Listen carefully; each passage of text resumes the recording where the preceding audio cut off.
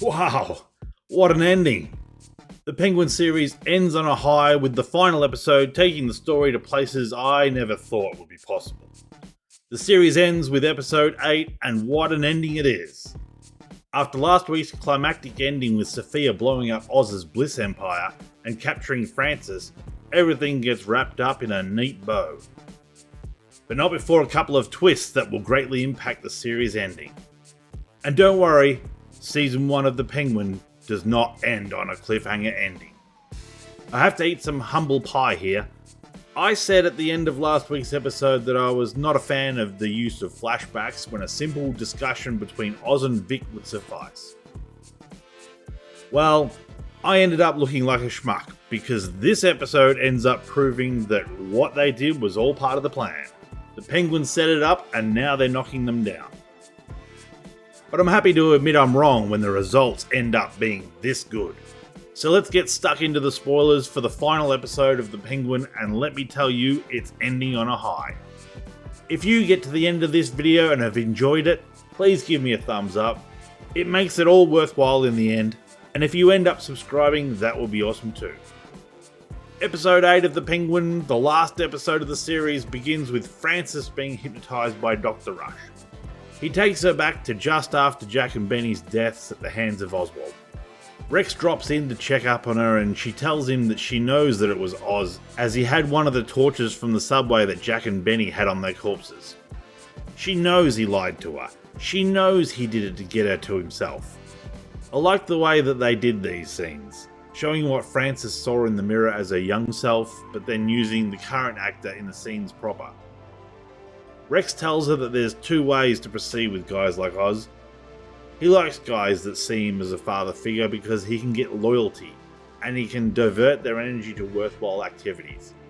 They'll do anything for him, or he can have them whacked. That first part comes into play later, so remember that. They need a father figure, it breeds loyalty.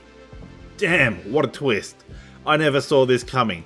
Oz's favourite memory is of him helping his mum get out of her mourning phase by taking her to Munro's. But she took him there to have Rex Calabrese, the guy Oz looked up to the most, take care of him. Wow, that's really turned events on their heads. The look on Francis's face when Oz says that he misses Jack and Benny too, wow, why you little... Interesting effect of Dr. Rush and Sophia fading into memory as they guide her through it. Works well to reinforce that this is a memory. So Francis chose to mould Oz, use his talents to help her out, instead of letting Rex take her son out behind the woodshed. Title screen and cut to current day. Vic is back and he's bringing the reinforcements. He's got every gang leader with him and they're on their way. One odd thing about these gangs, it always seems to be just two people. But once they see that the subway's been blown up, there's no incentive to help as the Bliss industry is now toast. Link, Zhao's lieutenant, does Vic a favour by gut punching him to stop him from getting killed. You can see that he wants to help Vic and recognises the importance of working together, but his boss runs the gang, so now is not the time. Vic goes to the side of the explosion and runs into Zeke, who was the electrician for Oz, and he informs Victor that Sophia is responsible for blowing the subway up. So now Vic knows to be on the lookout for Sophia. Oz is now in Munro's with Sophia and Dr. Rush as well as Ma. Colin Farrell does one of the best sock is stuffed in the mouth so they can't scream scenes I can remember.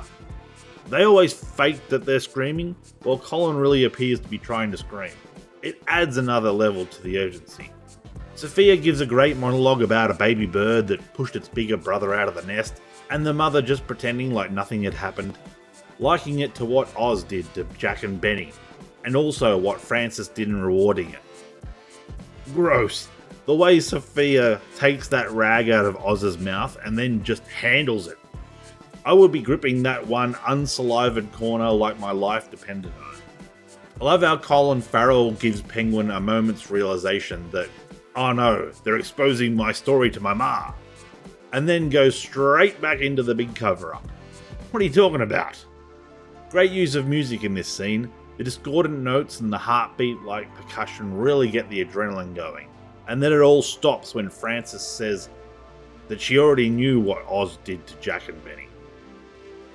I love the blank look on Oz's face. I can't tell if he's in shock or busy thinking of another lie.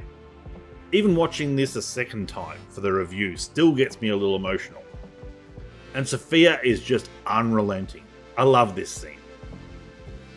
Wow, I did not see that coming. Ma tells Oz that she should have let Rex kill him when she had the chance and then smashes a bottle and glasses him in the gut. Christ, a gut shot both literally and figuratively. The next scene is a bit odd. Francis has a medical episode and collapses, but not before seeing visions of Jack and Benny soaking wet. This must have been pick-up shots because the makeup work on Oz is appalling. Check it out for yourself. I'm not even sure that's Colin Farrell. Oz manages to break free from his restraints and rescue his ma, but once again, Sophia is going around with 2 hired goons instead of an army. It's one of this show's few flaws. Mob boss going into enemy territory with the mother of a rival and she takes 2 goons. Ludicrous. That's a point off right there.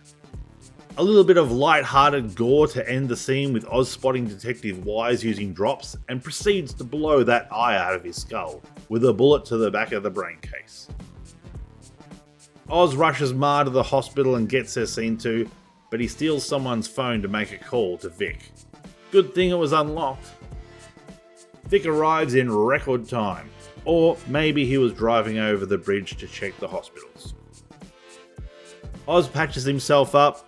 Luckily, he's a more portly gentleman, so the wound was mainly to the fat. Oz lies to Vic and tells him that Sophia stabbed him. I enjoyed Oz asking Vic if he practiced his little speech and giving him tips on how to deliver it better. Not like Falcon or Captain America or whomever he is, you gotta do better to Senator speech. Nice product placement for Hendrix's gin, the only gin preferred by psychos. Sophia has the gangs visit her and offers her entire enterprise in return for Oz. Oz and Vic arrive at City Hall and have a nice little exchange about how Oz looks. No blood! They're funny how they interact. Once Oz leaves, however, Link calls to let Vic know that Sophia is out for Oz's head and that he has a proposal. Oz has made his way to the council chambers and I like the way you can hear his ragged breathing. It reminds us that he's still injured. Very clever how Oz wraps the whole explosion up here. Sophia's G-Wagon being the delivery method for the explosive implicates her in the crime, and the fact that Salvatore Maroni died in there means that they can write it off as 2 of the biggest mob families in Gotham going at each other over the Bliss trade. He also claims that Sal killed Alberto Falcone and that Sophia retaliated by burning Sal's wife and kid alive. With her reputation as the hangman, people will have no trouble believing that. In return, Oz wants connections to the government bigwigs. But Councilman Hades says he'll only get it if he's clean, as Bella Real is cleaning out corruption in the city. Oh my god, is that Bella Real? I'm assuming this is meant to be a scene where I'm supposed to say, wow, she's working hard to get the people of Gotham what they need in this time of crisis. When Oz returns to his car, Vic is gone and Link is there with some goons who tell Oz he's wanted for a meeting. Sophia is going through her parents' stuff and gets the call from Zhao that they have Oz. They will do the handover at the airport. I wonder, would the rest of her gang accept a handover like this? Man, I was so close to the top and now I'm the new guy? Sophia douses the house in booze. Thankfully, they show us that she's using overproof booze, so it'll ignite better. As a booze hound, I like to see what people in shows are drinking. What deals the producers made for promotion. What the average schmo thinks is top shelf booze. I've never seen this gin before. I wonder if it's a label designed for the show. We get a pretty woeful version of Where Did You Sleep Last Night or In the Pines, which I know from Nirvana's MTV Unplugged, but this is a song as old as steam trains. Sophia is destroying the last vestiges of her father's influence on her, as these are the rooms where he inflicted his worst cruelty upon her. The bedroom where he murdered her mother, the office where he sent her away to Arkham, and the dining room where he lied to her face about her mother before turning the topic to his birthday. They even focus on his face through the flames in case you missed it. How nice of them. At the airport, Sophia is once again with a very small entourage. She congratulates Mr. Zhao and then notices Oz is smirking, but it's too late. Link blasts Mr. Zhao and the Triads take out Sophia's small group with ease. While Oz takes Sophia for a drive, all the other 2 ICs take their own bosses out. It's a time for change in Gotham. Okay, I get what they were trying to do with this scene, comparing 2 monsters, we're not so different, you and I type scene, with Sophia waiting for the bullet as Oz holds the gun to the back of her head. But the continuity of it pulls me right out of it. Oz just disappears. The car is gone without a sound. Maybe it could have been better if he'd pistol whipped her and she woke up in Arkham instead.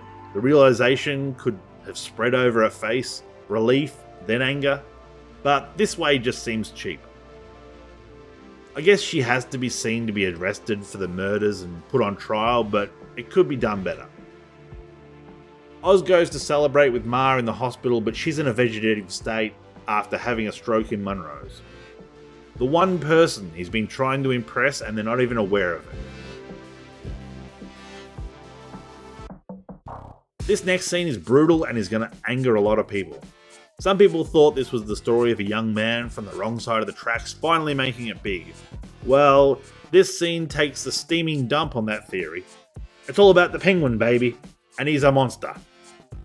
The show has told you 100 times, he's trash and he's only out for himself.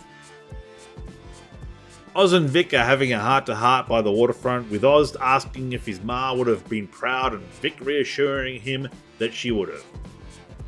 They talk about all they've done and how they couldn't have done it without the others' help. And then Vic makes his final mistake. He tells Oz he's like family to him. Well, Oz mulls this over and comes to the realization. Family just gets in the way. Family can be used against him. Family knows too much. The entire season has been about severing familial ties, and here we get the last tie undone. Oz puts his arm around Vic and Vic goes in for the cuddle and gets choked out. So long, Vic, you were a patsy. Is this the longest chokeout scene on TV? Oz takes his money and throws his ID in the river, which makes Vic just another John Doe left behind after the Riddler destroyed the seawall. Sophia's in Arkham and getting letters from Catwoman. I guess that will be the next show on the production line. Dr. Julian Rush landed on his feet again. He kind of just disappeared after Monroe's. He probably shouldn't be treating someone he's had a sexual relationship with, but I don't think ethics were ever his strong suit. Oz has graduated to a plum Rolls Royce and finally has his top hat and tails. He got his ma the penthouse apartment she always wanted. Ugh, has he got Eve dressed up as his mum? That's messed up. He's even got her talking to him like he's his son. I guess there was really only one woman he ever loved. And the very final shot acknowledges the Batman existed. Finally. Episode 8 of The Penguin was a really good episode, and a brilliant ending to the series. I'm gonna throw it a 9 out of 10. Overall, a great episode and a fine ending to the series. Just let down slightly by some decisions that were made, clearly to progress the story, but looks silly when you think about the context. Mainly, I'm talking about these gangsters rolling with a tiny crew. All the time. And they get caught out, and they never learn. Sophia had Oz, her main enemy, right where she wanted, but he got away because she only had 2 hired goons. They needed for Oz to get away, but surely they could work something else out, like the remnants of the Maronis jumped them and took out 80% of her men. There you go, I've solved it. I enjoyed the twists. They were actual twists that made sense. His mother knowing that he was the one responsible for Jack and Benny drowning, the fact she intended to have Oz killed the night he thought she was finally coming good, chef's kiss. Sophia may have got the short end of the stick, poor girl, she just couldn't take a trick. I think some people are going to be fuming about Vic's send-off, but it makes sense. Oz is just a monster. He's the bad guy. This isn't some feel-good ride-off into the sunset show. Oz is scum, and he will always act like scum. He did what was best for him, which was to tie up all the loose ends and remove anything that could be used against him. As for the series as a whole, now that it's reached its ending, I'm giving The Penguin an 8 out of 10. I was captivated all the way through. I felt everyone involved gave great performances, particularly Colin Farrell and Christine Milioti. The makeup was phenomenal on Colin Farrell. I would have given it a higher grade if they had worked out a way to write it so that the gang leaders could take more people with them. Honestly, I found it annoying that they go to take out a rival mob and they take 2 guys. Come on. Some of these were all or nothing situations. And sometimes these mobsters acted a little bit like wusses. You know, when Sophia started mouthing off at the dinner table, I would have expected someone to drag her outside, but they sat there and took it.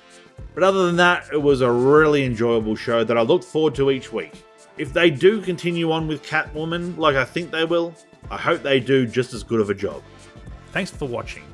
If you like what you saw, please consider subscribing. I release reviews occasionally when time allows, and a thumbs up would be a big motivator for further reviews. If you didn't like it, feel free to leave a thumbs down and let me know how I can improve in the comments below. Anyway, I'm Mixie, thanks for your time, and have a good one.